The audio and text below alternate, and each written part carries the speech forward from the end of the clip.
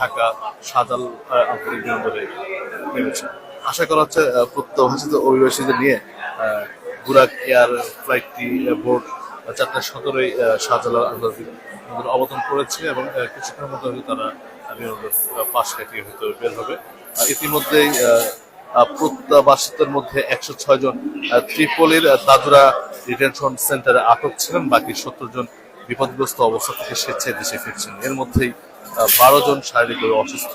Libya বাংলাদেশের রাষ্ট্রদূত major general Abul Hasrat Mohammad Khairul ত্রিপোলিতে প্রত্যাবাসীদের বিদায় জানান। এ সময় তিনি বলেন, অবৈধ অভিবাসনের ঝুঁকি ও এর নেতিবাচক প্রভাব সম্পর্কে সচেতনতা সৃষ্টির জন্য প্রত্যাবাসীদের তাদের ভয়াবহ অভিজ্ঞতা বন্ধু-বান্ধব, আত্মীয়-স্বজন এবং পরিচিতদের মধ্যে ছড়িয়ে দিতে হবে।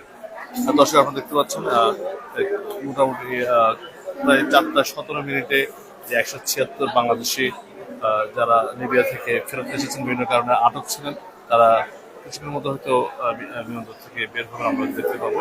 তারা অনেকেই এখানে অসুস্থ হয়েছেন, অনেকেই তার পরিবার পরিজনের কাছে বিবেচনা করে আসছেন এবং সেটা IOM আন্তর্জাতিক অভিবাসন যে সংস্থা রয়েছে তাদের সার্বিক সহায়তার মাধ্যমে রাষ্ট্রদূতের অকান্তিক চেষ্টার মাধ্যমে তারা এখানে এসেছে।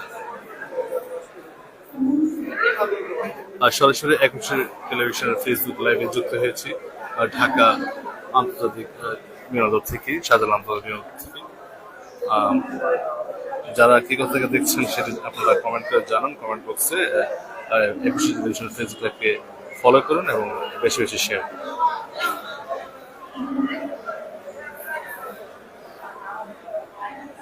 দর্শক, আপনাদের জানিয়ে রাখি 176 জন লিবিয়া ফেরত যারা বিভিন্ন কারণে আটক ছিলেন এবং অনেকেই ওখানকার বিভিন্ন অপরাধ সহ বিভিন্ন কারণে আটক ছিলেন, কেউ বন্দী ছিলেন, অনেকেই প্রতারিত হয়েছেন, এমন যারা ভিসা গিয়েছেন প্রতারিত হয়েছেন এবং 176 জন, তার মধ্যে 70 জন আটক ছিলেন, তারা মুক্ত হয়ে আজকে দেশে ফিরেছেন এবং কিছুক্ষণের মধ্যে হয়তো এয়ারপোর্ট পাস করে তারা বেরিয়ে আসবেন এবং তাদের আপনজনদের কাছে কথা বলবেন।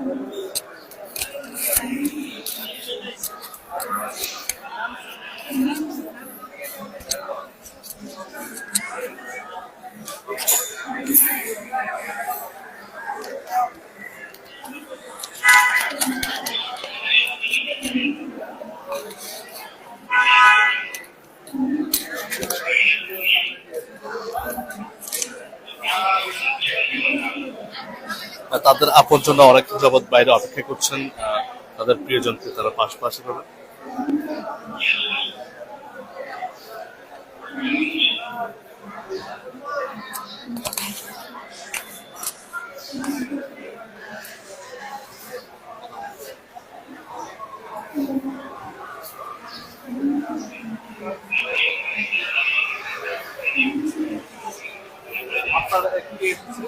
আমার ভাই উনি কয় বছর না, প্রায় 5 থেকে 6 মাস হয়ে লিবিয়া গেছে। কি হয়েছে মানে এই যে ইতালিতে মানে ডাঙ্কি দেওয়ার উদ্দেশ্যে রওনা দিছিল, তারপর হইতেছে কি এই মানে পুলিশের মানে হাতে মানে ইয়াতে ধরা খায়। আসলে জানিয়েছে